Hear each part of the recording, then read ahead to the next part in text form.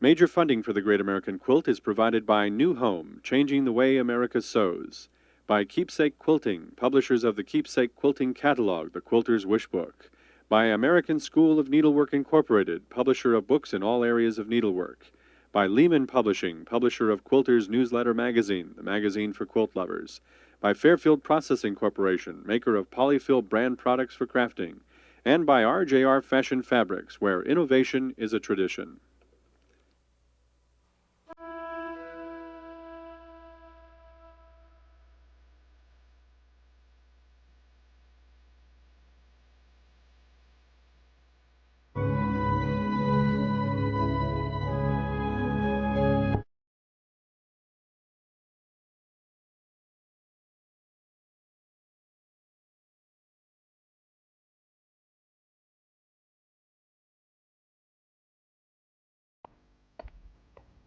Hi, I'm glad you're back with us today. We're going to be talking about personal meaning in quilts, and I'll tell you the story behind this wonderful album quilt. We've got kind of a personal show for you because we're talking about how quilts can really mean something about the person who made them. Making quilts has always been a way of remembering loved ones. By using pieces of clothing, perhaps a favorite pattern or something that symbolized them, sometimes quilts can live on after the person who made them were gone. Mother had 14 children, but only my brother and I lived. Some did not live long enough to be named, but there were 2 twins that lived a week, and she named them Rose and Roselle. I think she grieved for them more than for all the others. They were buried in coffins dug out of pine logs. I heard her tell many a time how she lined the coffins with oak leaves. The field was plowed up the next year and she lost track of their graves. They didn't have money for burying stones in those days, you know. And she wanted to keep them in mind somehow, so she made up the pattern of the twin roses. Her stitches are finer on this quilt than on any of the others, and she never let anyone use it or touch a hand to it. One special type of memory quilt became especially popular at mid-19th century. It was the album quilt, a natural outgrowth of the fad for keeping autograph albums. Each block in an album quilt might be made by a different friend or family member. These blocks, like album pages, were signed with names, dates, and sayings to be remembered by. In the area around Baltimore, a wonderful applique album style developed. From the looks of the intricate arrangements of bouquets and baskets, it looks as though women tried to outdo each other to produce the most spectacular block. Outside of Baltimore, pieced album blocks were more typical.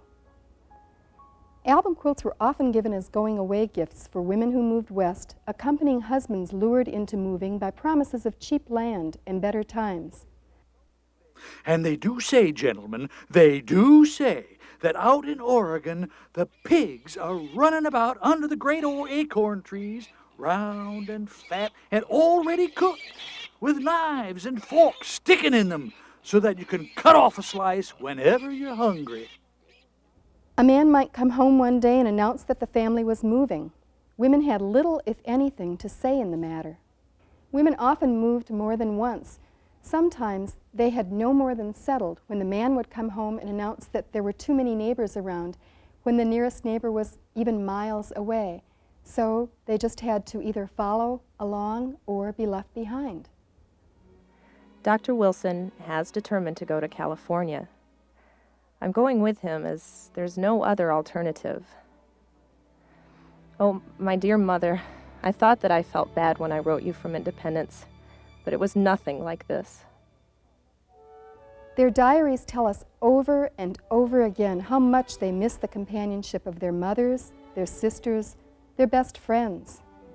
In times of homesickness, it was often album quilts with their familiar fabrics and well-read inscriptions that served as a source of comfort. Every young girl should piece one quilt to carry away with her to her husband's home, and if her lot happens to be cast among strangers, as is often the case, the quilt, when she unfolds it, will seem like the face of a familiar friend and will bring up a whole host of memories. One wonderful album quilt that must have served as a comfort was made in the summer of 1854 by Leonora Spalding Bagley. Leonora made this quilt for her sister Ellen as a wedding gift and going-away present. It was one of the few personal possessions Ellen was able to take with her when she moved from her family's prosperous Vermont home to the one-room log cabin her new husband had built for her in Wisconsin. We can imagine how dear the quilt was to Ellen, for it provided a tangible link to the family and friends she was now so far away from.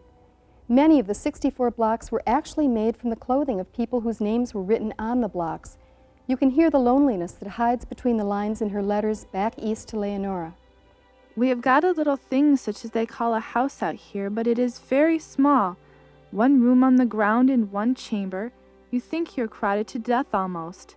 I suppose you are all guessing by this time that I am homesick, but I am not, for I can eat, drink, and sleep, and folks say they can't when they are homesick.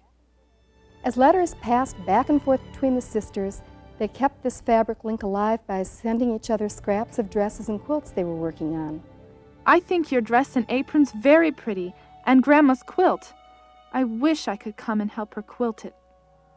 But even the quilt couldn't make up for the lack of companionship Ellen felt in Wisconsin, 1,500 miles away from her family. I've been very lonely this winter. I can't help it. There is beautiful land here, and it is a pleasant place if I could just have some company. But I've lived here all winter, and not one of the neighbors has been into the house. Ellen only lived 4 years in Wisconsin altogether because she died very young. In remote areas, women often were very hard worked and there wasn't adequate medical care. But luckily we've got her quilt, and we know some of this about the story behind it because of the owner, Linda Lipset, who wrote a wonderful book about it called Pieced from Ellen's Quilt. She did a lot of research, and she's one of those people that are keeping these quilts from being anonymous. You know, quilts like this, full of scraps, are very personal, and Diana and Laura are going to show you a great design that is wonderful for scraps. It's called the Kaleidoscope. It's a good one. Today we're going to be covering kaleidoscopes. Kaleidoscopes are one of my very favorite patterns because it reminds me of the looking through it and taking it and seeing all these different patterns and designs that form, and actually each one that drops down forms a different design, and this is so exciting. Look at you, you're just sparkling. I can tell you love this pattern. It is a real special pattern, and my daughter Katie, her group called Blood, Sweat, and Tears made the kaleidoscope in the back of us. Oh, I love that name. These are young girls that get together from 8 o'clock in the morning until 12, one day a month. Oh my goodness. And they seam and make the quilt, the entire quilt top. And so they actually had the chance of placing those kaleidoscopes and forming the pattern. That's a wonderful opportunity for any of the working moms. It sure is.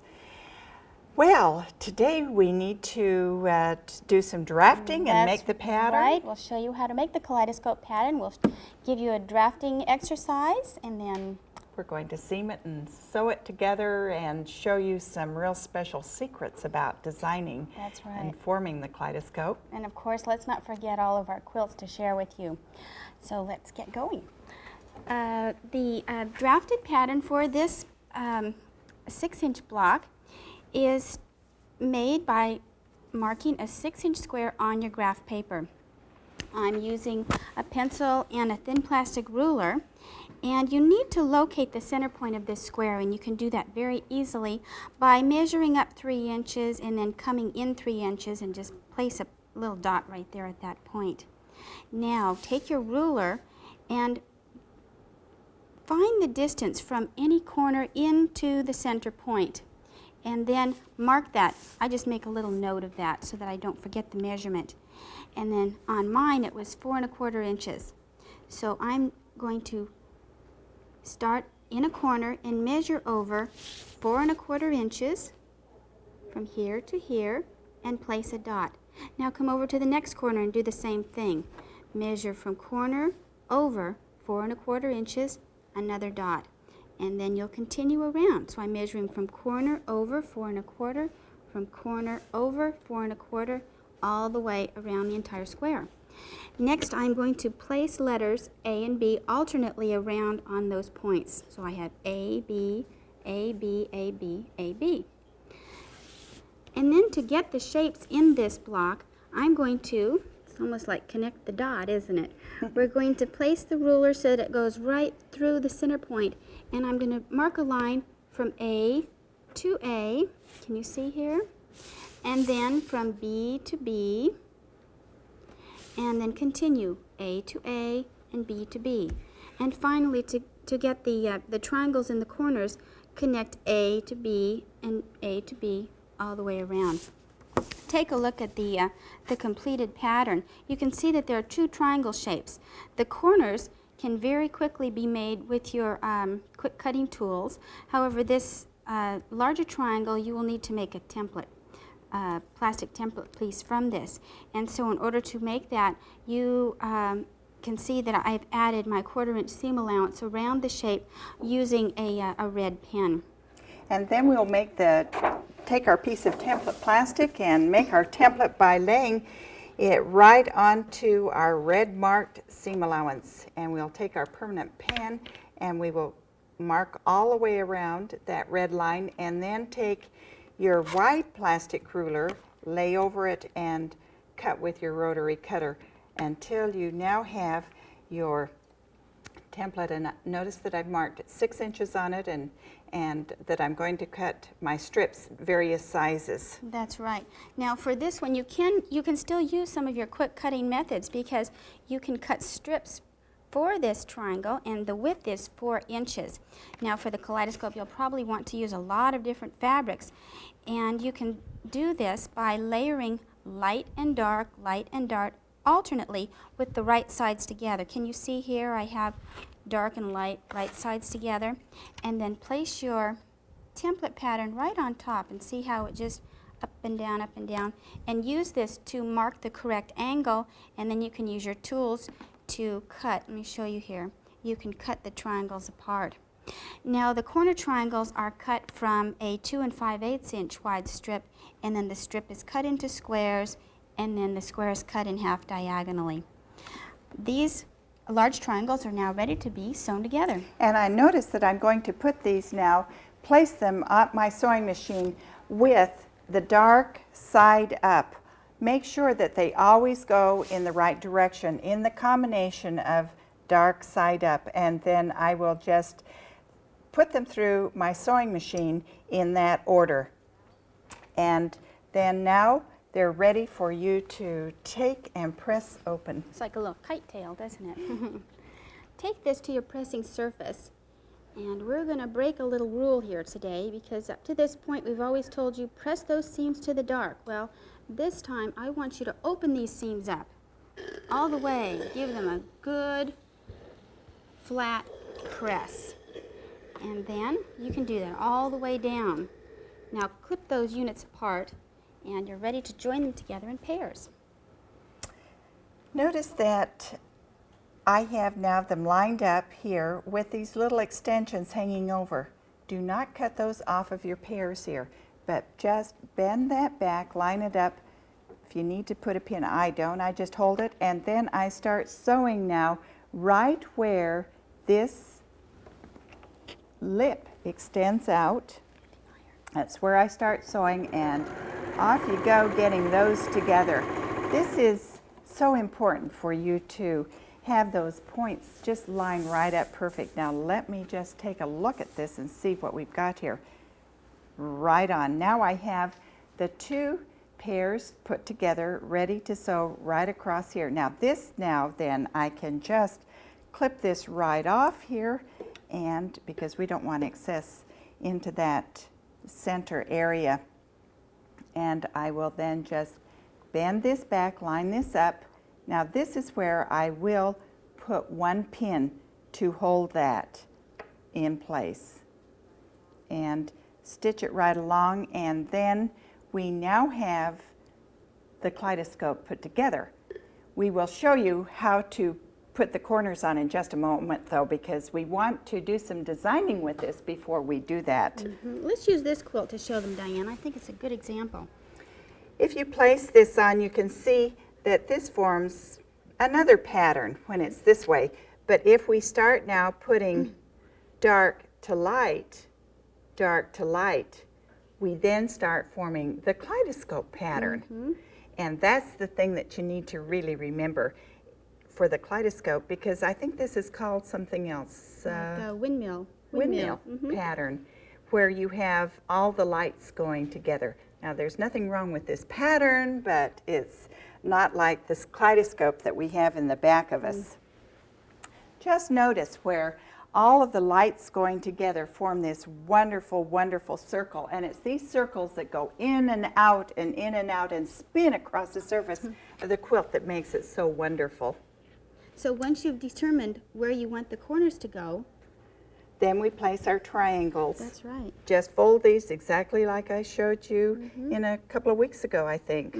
And you will find the center there and just sew right across. Now, some of your triangles may not be quite as light as you want. Don't be afraid to just use the wrong side of your fabric for those. That's a great idea. Oh, wonderful. Let's look at Berna Stone's scrap sampler. She's got some blocks here that are just, Oh, look at her so kaleidoscope. exciting, yes. That moves. Oh, boy. And the Madison House block Remember that you designed. one? That's right. And there's your attic windows with your birds. And next week, we're going to do the pine tree. That's right. Bernice put a little apple in her tree. Didn't you love that kaleidoscope behind Diane and Laura? Do you want to see another one? I've got one up here. Well, it's very much like a kaleidoscope, a bigger block though, so you can see what effect that has on it. This is by Deborah Ellen Davies.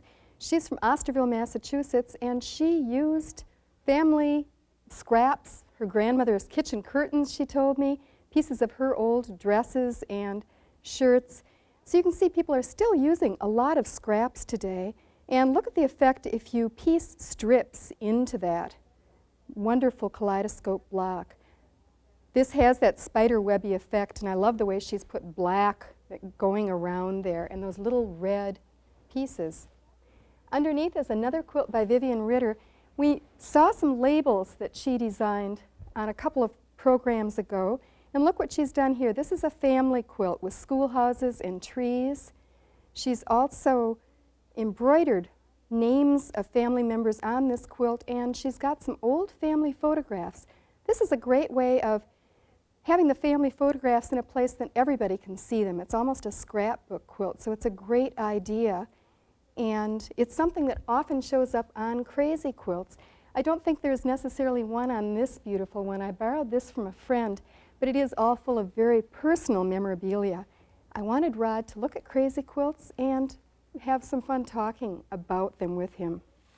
Rod, this is a crazy quilt I wanted to show you. It's a great little quilt. I borrowed it from a friend. You're the one that should be talking about the crazy quilts, Penny.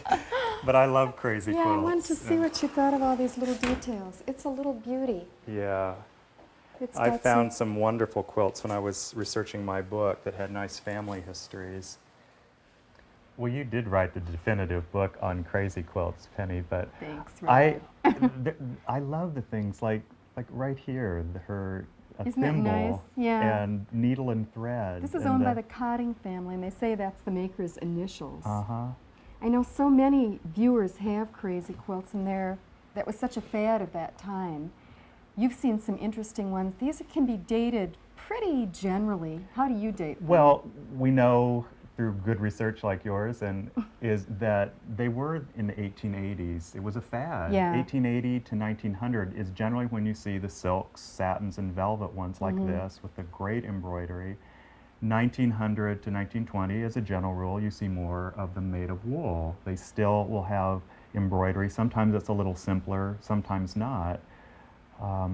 You were talking about how long some of the quilts were worked on. Yeah, when I found some great quilts for my book that had family histories, I was really amazed to learn that some of them were started in the 1880s and worked on for 20 or more years. And it just surprised me that they did go for that long of a time. I think women really enjoyed working. These were almost like scrapbooks to them. Definitely. So a lot of that long period was something they just loved working on. That's one of the things I do like so much about the crazies. If you say they are like a scrapbook, a lot of collectors are, I think, hesitant about them because they are fragile. Yeah. The silks and We're talking about very personal quilts and friendship today, so I thought this would be a good chance for me to see a great friend of mine who's also a great quilt maker, Judi Warren, and for you to see more of her work, and she's here right now. I don't get to see as much of her even though she lives about 25 miles away. Hi. Okay. See what drastic lengths I go to get you up here? These I haven't seen. You've been holding out on me? No, they're new pieces. I've been 4 times to Japan to teach, and each time I go I see something beautiful They're and gorgeous. new. And I wanted to make something that would be like a way to put my favorite things in a small In little panels? place. They look like little postcards? Yes, they are. Yeah. It's a package of postcards the way it would look if it was hanging on a up. rack. But the fun part was to try to combine things like ancient architecture or handmade brooms and brushes in a shop with the contrast of things like day-glow plastic flower wreaths or shrine architecture seen in contrast to very beautiful contemporary architecture. The Hearts and Hands Patchwork School is a place where I have taught on the times that I've been there. I know you, when your first trip over, you were really influenced by images. Do you still get those Yes. visual Yeah. wonderments? Every time.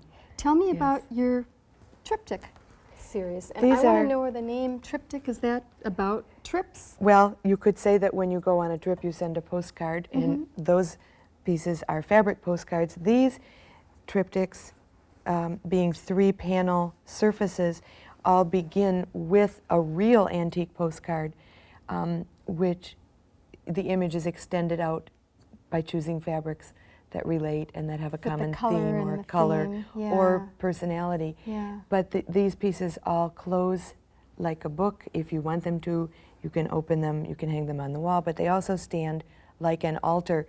This peak shape is the same peak that's in a schoolhouse quilt block, that's in a house block, a temple roof line. You've been working a lot with that shape in there. Yeah, I really love the shape. You've done a whole series of these triptychs. I really think Yes. they're gorgeous. They Thank are you. meant to stand up if you want Yes, them to. they can become an altar themselves. What a great card. That is gorgeous. Each postcard kind of dictates what kinds of fabrics to start building. Where'd you with. find this? This is This was given to me by a wonderful. student in Tokyo, and it's antique Japanese silk. From kimonos? Yes, Oh, really Yeah. nice. That one looks kind of more fun and funky than this one. Well, this one's very postcard is formal. not ladies dressed What- in silk kimonos. What is going on there? This postcard is titled Japanese Ladies Preparing the Meal. So it's kitchen, and it's making food together and eating food together and all that implies under a roof. So that this fabric had to be, I think, a little more casual than formal. Dish towel-like? Yes. Yeah. Yeah. Yeah. Like It's the same kind of heart at home, only the Japanese home. Yes. Now I see this little peak peeking out at me from this. Could you hand me that one? I love your use of beads on Thank you. these. You've had a good time. This is a new piece that I haven't seen too. I haven't seen This is- anything for so long. I've got to come up and see you. This is a little bigger than the triptychs, but it's part of the same series. The title of the triptych series is The Mountain and the Magic. The title of this quilt is The Mountain and the Meadow. Can you get that little tie thing over there? It's a little bit like a landscape in that it has a mountain, a sky, a horizon line, and certainly vegetation, grass, leaves, blossoms. I hope that the horizon line kind of fades in and out a little bit as your eye moves across the quilt, because it's as much a crazy quilt as it is a landscape. I'm glad to see it. I shouldn't wait so long before coming up and seeing you. Thanks for coming down Thank you. here. We've been talking about quilts with personal meaning, and another artist, along with Judi, that I often think of is Terry Mangat. Terry's quilt is called, appropriately, Memory Jars. Terry remembers her grandmother having memory jars filled with buttons, which Terry wasn't allowed to touch when she was a child. These jars remained in her mind, though, and she designed her own button and bead-filled memory jars as a quilt. Terry's jars are really a this-is-your-life look at mementos from her past, including everything from her old Girl Scout pin to her first rosary, and bits of her daughter Lauren's broken toys. Terry's from Cincinnati, Ohio, and was with us a couple of weeks ago.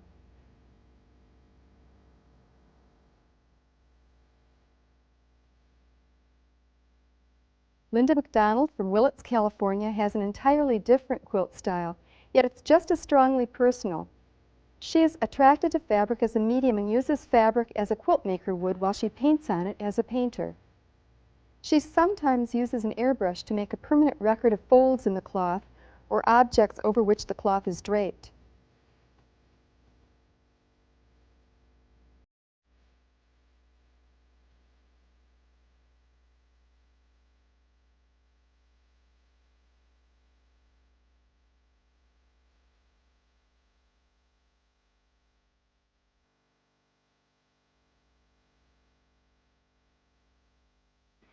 We'll end today with this extremely personal quilt. It's actually your own special engagement calendar, so you can keep track of every date in your busy year.